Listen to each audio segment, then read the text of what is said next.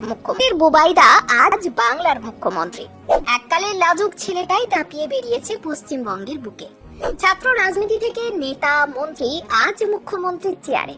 তবে শুধু রাজনীতি নয়, ছাত্র হিসেবেও ছিলেন অত্যন্ত মেধাবী। বাংলার মুখ্যমন্ত্রীর বন্ধুরা কিন্তু আজও বুবাইদাকে ভুলতে পারেননি। আপনারা কি জানেন কেমন ছিল মনোনীত মুখ্যমন্ত্রী শুভেন্দু অধিকারীর যাত্রাপথ? চলুন জেনে নেওয়া যাক এক জননেতার অপ্রতিরোধ্য জয়যাত্রা সেই গল্প। সালটা 1989। কাঁথি প্রভাত কুমার কলেজের গেট দিয়ে যখন এক লাজুক কিশোর কমার্স পড়তে ঢুকতেন, কেউ কি সেদিন ভেবেছিলেন যে এই ছেলেই একদিন বাংলার ভাগ্য পরিবর্তন করবেন? বন্ধুদের কাছে তিনি ছিলেন আদরের বুবাইদা।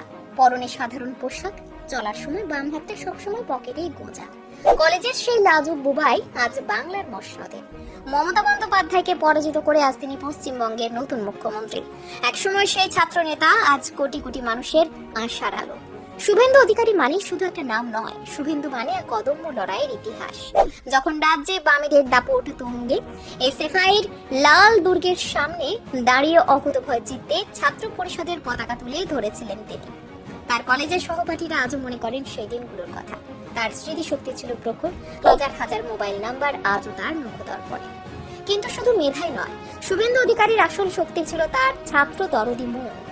সহপাঠী গোপাল কৃষ্ণ দাসের ভাষায়, কারো কোনো সমস্যা হলে সমাধান না হওয়া পর্যন্ত ওনার মন ছটফট করত। এই যে মানুষের জন্য প্রাণ কাঁদা, এই গুণটাই তো তাকে আজ বাংলার সাধারণ মানুষের ঘরের লোক করে তুলেছে। মমতা বন্দ্যোপাধ্যায়ের 15 বছরের অপশাসনের অবসান ঘটিয়ে আজ যে গেরুয়া ঝড় বাংলাকে শান্ত করেছে, তার নেপথ্যে কিন্তু রয়েছে শুভেন্দুর এই দীর্ঘদিনের ত্যাগ আর একাগ্রতা। রাজনীতিতে অনেকেই বড় হন, কিন্তু কজন পারেন সে গল্পে ধরে রাখতে? শুভেন্দু অধিকারী সেই বিরল মানুষদের একজন। আজ তিনি মুখ্যমন্ত্রীর মর্যাদায় আসেন, অথচ আজও পুরনো বন্ধুদের দেখলেই গাড়ি থামিয়ে কথা বলেন। হোয়াটসঅ্যাপে যোগাযোগ রাখেন বাল্য বন্ধুদের সাথে। ক্ষমতার দম্ভ কিন্তু তাকে গ্রাস করতে পারেনি। দিলীপ ঘোষ, সুকান্ত মজুমদারদের সাথে কাঁধে কাঁধ মিলিয়ে তিনি যেভাবে লড়াই করেছেন, তা বাংলার রাজনৈতিক ইতিহাসে স্বর্ণাক্ষরে লেখা থাকবে। তৃণমূলের দুর্নীতি আর স্বৈরাচারী রাজত্বের সামনে শুভেন্দু ছিলেন এক অভেদ্য প্রাচীর।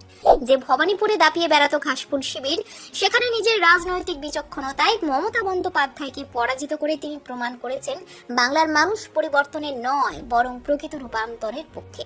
আজকের এই জয় আসলে সেই বুবাইদার আদর্শের জয়। ভারতীয় জনতা পার্টির 207টি আসন পাওয়া কেবল সংখ্যা তত্ত্বই নয়, এটি বাংলার বঞ্চিত মানুষের আর্তনাদ আর শুভেন্দুর প্রতি ভালোবাসার প্রতিফলন।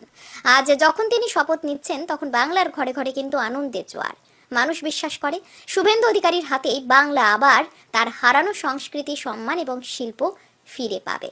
সিন্ডিকেট রাজ আর তোলাবাজির দিন শেষ করে এক স্বচ্ছ, উন্নত এবং শক্তিশালী সোনার বাংলা গড়ার কারিগর আজ মহাকরণের পথে। সেই পকেটে হাত রাখা লাজুক ছেলেটি আজ বাংলার কোটি মানুষের অভিভাবক, যার নিষ্ঠা প্রশ্নাতীত এবং যার কর্মতৎপরতা বিরোধীদের কাছেও ঈর্ষণীয়। শুভেন্দু অধিকারীর এই উত্তরণ আসলে গণতন্ত্রের জয়। বাংলার মাটিতে পদ্ম ফুটেছে এক বুক স্বপ্ন নিয়ে।